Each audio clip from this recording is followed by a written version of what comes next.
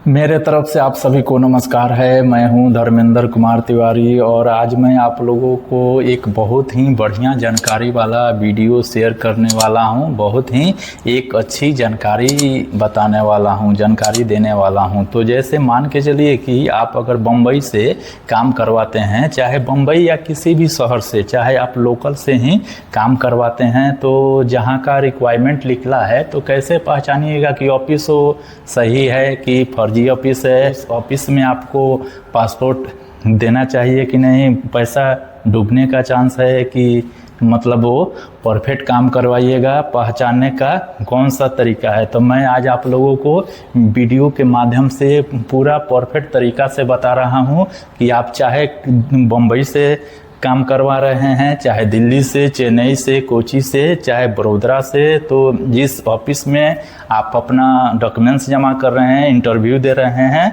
तो कैसे पहचानिएगा कि जहां आप इंटरव्यू दे रहे हैं उसमें आपका पैसा डूबने का चांस है कि वो सही ऑफिस है।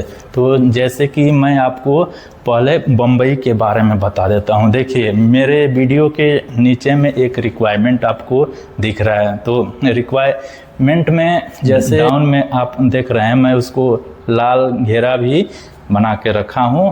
तो जैसे आप लाल घेरे के भीतर में देख सकते हैं, लिखा हुआ है 1000+5। तो 1000+5 सब कोई अपने रिक्वायरमेंट में नहीं लिख सकता है। 1000+5 एक लाइसेंस मिलता है, और जिसके पास में 1000+5 का लाइसेंस मिलता है, सिर्फ वही आदमी अपने रिक्वायरमेंट के नीचे में लाइसेंस के बाद में 1000+5 लिख सकता है या शो करता है। तो सबसे पहले हम आपको थोड़ा लाइसेंस के बारे में विस्तार से बता देता हूँ कि ये 1000+ लाइसेंस आपको कैसे मिलेगा। 1000+5 लाइसेंस लेने के लिए कौन कौन से प्रोसेस होता है और ये लाइसेंस कैसे मिलता है और ये लाइसेंस आपको किसको मिलेगा। तो देखिए, 1000+5 लाइसेंस लेने के लिए कोई छोटा मोटा ये काम नहीं होता है। 1000+5 ऑफिस का लाइसेंस लेने के लिए आपको पूरे 50 से 60 लाख रुपया का खर्च आता है, जिसमें कि आपको सबसे पहले 30-40 लाख तो भारत सरकार के पास में डिपॉजिट करना पड़ता है। और डिपॉजिट क्यों करना पड़ता है कि बाय द वे आप कंसल्टी चला रहे हैं और बीच में आप धांधली करते हैं, लोगों का पैसा लेकर भाग जा रहे हैं, तो जो सरकार के पास में 30-40 लाख रुपया डिपॉजिट रहेगा तो सरकार बाद में वो पैसा लोगों को बांट देगा। और दूसरा चीज़ है कि फिर उसके बाद में आपके बैकग्राउंड को चेक किया जाएगा कि आपका बैकग्राउंड कैसा है, आप कोई चोर बदमाश टाइप के आदमी तो नहीं है, आपके नाम पर कोई केस मुकदमा तो नहीं है। पूरा जांच पड़ताल करने के बाद में, और देखिए उसके साथ में आपको लाइसेंस लेने के लिए आपके पास में एक सेंटर होना चाहिए।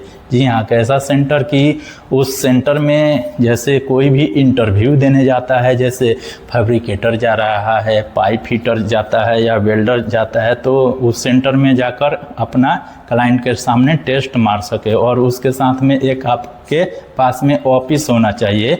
उसके बाद में आपको ये 1000+5 का लाइसेंस मिलता है। और दूसरा एक मैं आपको जानकारी के लिए बता दूं कि 1000+5 लाइसेंस आपको परमानेंट लाइफ टाइम के लिए नहीं मिलता है। लाइसेंस का वैलिडिटी आपका 2 साल रहता है, के बाद में फिर इस लाइसेंस को रिन्यूअल कराना पड़ता है।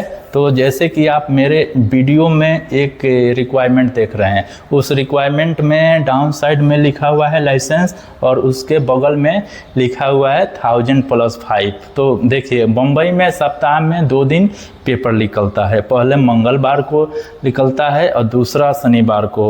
तो सप्ताह में ये 2 दिन पेपर निकलता है और इस पेपर में आपको पूरे गल्फ का, पूरे दुनिया का जितना भी रिक्वायरमेंट रहता है, ये रिक्वायरमेंट का ही ये पेपर निकलता है। तो पहले तो लोग इसको दुकान से खरीद कर देखते थे, लेकिन फ़िलहाल में अभी नेट का समय है तो लोग अपने फ़ोन में डाउनलोड करके देख लेते हैं। तो देखिए, आप कहीं के भी कंसल्टी को जानकारी करना चाहते हैं, जानना चाहते हैं कि ऑफिस कैसा है, फर्जी ऑफिस है कि मतलब सही ऑफिस है, उसमें आपका पैसा पासपोर्ट फंसने का चांस है कि नहीं, तो सबसे पहले देखना है। जैसे मेरे वीडियो में देखिए, मैं एक दूसरा रिक्वायरमेंट दिखा रहा हूँ। जैसे कि आप मेरे वीडियो में देख सकते हैं, ये 2-3 काउंट्री का रिक्वायरमेंट दिखा रहा है, और ये देखिए पूरा लगभग 25-30 गो डिजिनेशन का रिक्वायरमेंट इधर में दिखा रहा है। और एक मैं जानकारी के लिए बता दूं कि रिक्वायरमेंट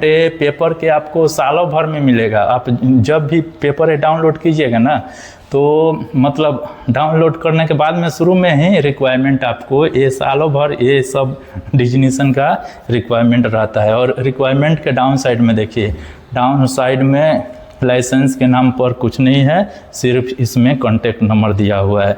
तो जिस रिक्वायरमेंट में केवल कॉन्टैक्ट नंबर है और डाउन साइड में लाइसेंस नंबर या 1000+5 नहीं है, देखिए कि कितना ऑफिस के पास में 1000+5 रहता है, कितना ऑफिस के पास में 1000+4 भी रहता है, और कितना के पास में 3 भी रहता है। तो मैं इसके बारे में बता देता हूँ कि 1000+5 का मतलब क्या हुआ।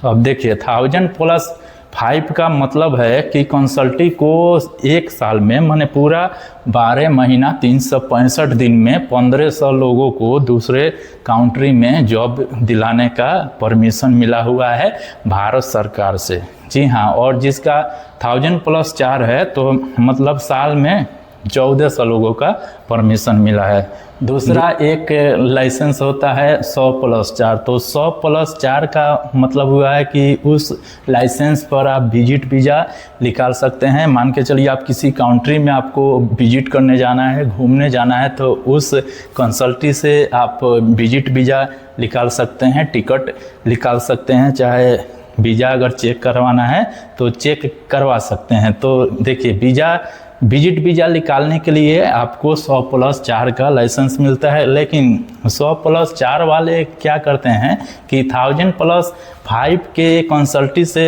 कांटेक्ट करके, और अब जैसे मान के चलिए बम्बई के डायनेमिक हाउस है, चाहे बम्बई के एशिया पावर के पास में कहीं का रिक्वायरमेंट निकला और जिसमें 400-500 है, 400-500 सीट निकला, तो ये 104 वाले क्या करेंगे कि डायनेमिक हाउस से वीज़ा खरीदेंगे।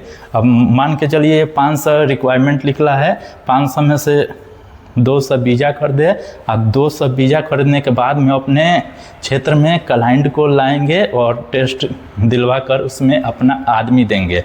ठीक है, तो देखिए मेरा आप लोगों से सलाह है कि आप लोग जब भी काम करवाइए तो सबसे पहले इस रिक्वायरमेंट में देखिए, डाउन साइड में किसी भी रिक्वायरमेंट, कोई भी ऑफिस के रिक्वायरमेंट के डाउन साइड में लाइसेंस के बगल में अगर 1000+5 या 4 लिखा हुआ है तो समझ लीजिए कि वो लाइसेंसी ऑफिस है, वो भागने वाली ऑफिस नहीं है। और जिस ऑफिस में केवल डिजिनेशन है, ऑफिस का नाम है और नीचे में फ़ोन नंबर है, तो समझ लीजिए कि वहाँ आपके साथ में मतलब फ्रॉड होने का चांस ज़्यादा है। तो मेरा बात को आप ध्यान में रखिए, और ध्यान में रखने के बाद में ही आप कहीं के लिए इंटरव्यू दीजिए।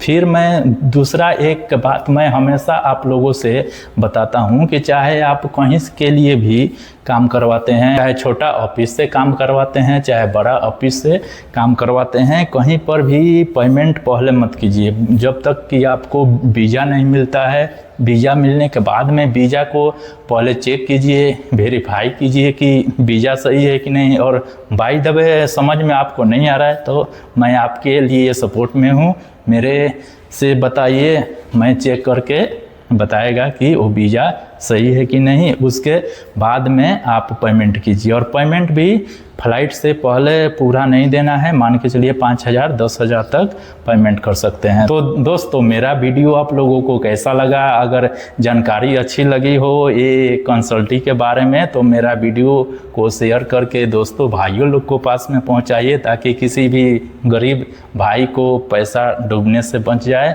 और मेरे चैनल पे पहली बार विजिट किए हैं तो मेरे चैनल को सब्सक्राइब जरूर करें। थैंक यू आप लोगों को।